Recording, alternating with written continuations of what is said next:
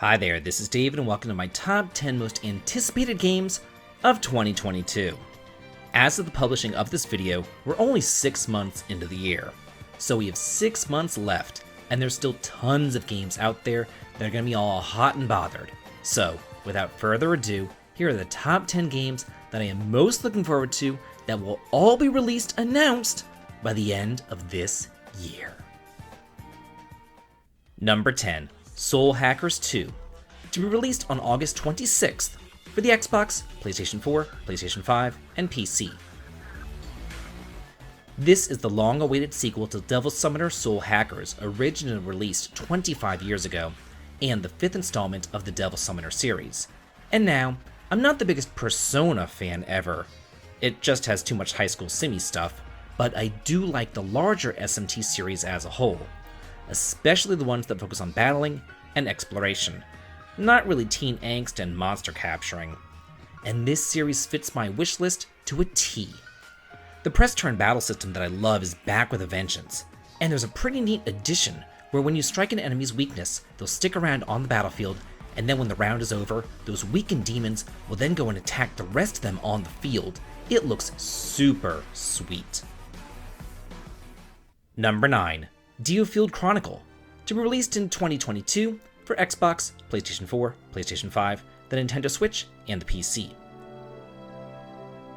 Are you a fan of tactical RPGs, but you're sick of the same old Final Fantasy Tactics ripoffs that we seem to keep on getting? What about old school Ogre Battle? Is that more your speed? What about a game with an adult storyline full of political intrigue and not an after-school teeny bopper drama with snowball fights? If you answered yes to either of those questions, then this is the game for you. Taking place in a war-torn world, you play as the leader of the Blue Foxes, a mercenary band who works in the shadows, pulling the strings of the world's events. This is a real-time tactical RPG, which means that your units are going to move constantly around, kind of like Growlancer or the aforementioned Ogre Battle. So check this one out if it looks to be up your alley. Number 8. Pokemon Violet and Scarlet, to be released on November 18th for the Switch. I don't think that it would come as a surprise to anybody whenever I say that I'm not the biggest Pokemon fan around, but with the recent release of Arceus Legends, I've been learning to appreciate it just a little bit more. And while the former game was open region, Scarlet and Violet is open world. This is one of the longest RPG series out there, and to see it evolve right in front of your eyes is something special. Just make sure that you pick up the Violet copy because, we all want to see Dr. Daddy's pocket monster. Number 7. Valkyrie Elysium, to be released later on in 2022 for the PlayStation 4, PlayStation 5, and PC. A lot of RPG series died when the HD generations took over, and Valkyrie Profile was one of the casualties. The series has always been a diamond in the rough, beginning on the original PlayStation and getting a sequel on the PlayStation 2, as well as a tactical spin-off on the DS. The 3 games delved deep into Norse mythology and were nothing short of amazing. Combining puzzle solving, Metroidvania-type exploration, along with turn-based combat, the gameplay is classic. But the story's even better, and I cannot wait to see the much-awaited return of this classic series. Number 6. Sea of Stars, to be released in 2022 for the Xbox, PS4, Switch, and PC.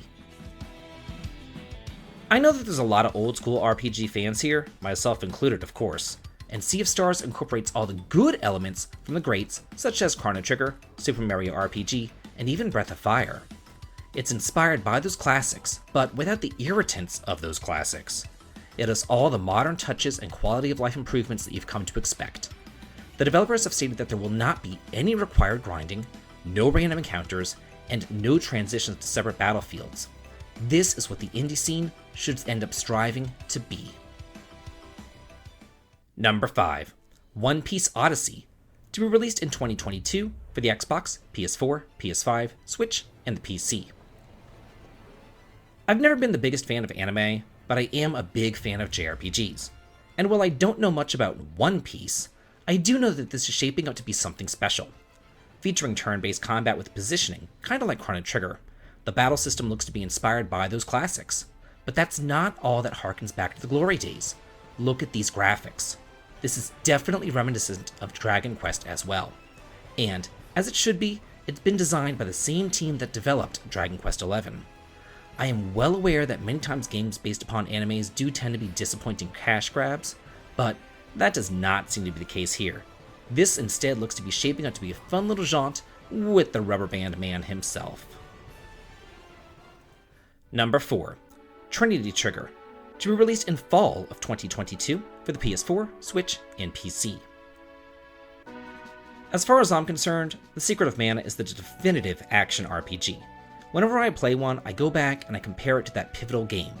Now, it wasn't the first action RPG that I ever played, but it was the one that really brought it to the forefront for me. Trinity Trigger is checking off all the right boxes, with beautiful locations, action combat, 3 party members, a weapon ring system, and magic. This is the Mana series done right, and that therein lies the problem. The Mana series isn't defunct, and neither is Square. So why does it take a whole other studio and separate development team to make the Mana game that we all wanted? Square, quit experimenting with Mana and go back to the basics, because this is what we want. Number 3. Star Ocean: The Divine Force, to be released in 2022 for Xbox, PS4, PS5, and the PC. This is the 6th mainline game in the long-running Star Ocean series. However, it's an odd kind of franchise, because it started off so strong on the SNES and the PlayStation, but then it kind of tapered down and fell off of a cliff with the more recent entries. Each of them seems to have a grandiose concept that they either hit, or as seemed to be the case lately, miss. From what I've seen so far though, this looks like a return to form, with world traveling, an increased emphasis on exploration including flight and real private actions, 2 protagonists with different stories and optional characters, just like Star Ocean 2. And honestly, back to the basics is exactly where this series needs to go. Number 2. Grand Blue Fantasy Relink, to be released in 2022 for the PS4, PS5, and PC. There really isn't a whole lot of information out there about this absolutely beautiful action RPG, and it looks to be just what the doctor ordered though. The graphics are gorgeous, and kind of remind me of Atelier in that shiny kind of way, while the world itself reminds me of Xenoblade Chronicles 2, or even Skies of Arcadia, as it takes place on islands floating in the sky, and then you set sail to explore them all. Combat looks to be inspired by the E series, where you control a party of 4 members to go kick ass and take names. This one came out of the blue for me, but damn, I am totally pumped for it. And number 1, Xenoblade Chronicles 3, to be released on July 29th for the Switch. Xenoblade is a series near and dear to my heart. I remember modding my Wii and importing the first game from Europe since Nintendo of America was dragging ass so much about releasing it here. But thankfully, we eventually got it, and it's one of the best RPG experiences that I've ever had. The 3rd installment of the mainline series is set to revitalize it, with 7 active characters in combat at once, a class system, and the ability to interlink into giant fighters known as the Ouroboros, each with different moves. Set in the world of Ionis, where technological society wars with the magical one, the world promises to be gorgeous and the story epic. I can't wait. Well, that's it for my top 10 most anticipated JRPGs of 2022. Do you agree or disagree? And what games are you most looking forward to? Let me know in the comments. And if you like this video and what I do here on the channel, please consider supporting me over on Patreon, heading on over to Twitch for some streaming fun, or joining the Discord to chat and hang out. The links to them all can be found in the video description. This has been David. If you like this, please like, comment, and subscribe, and have a good day.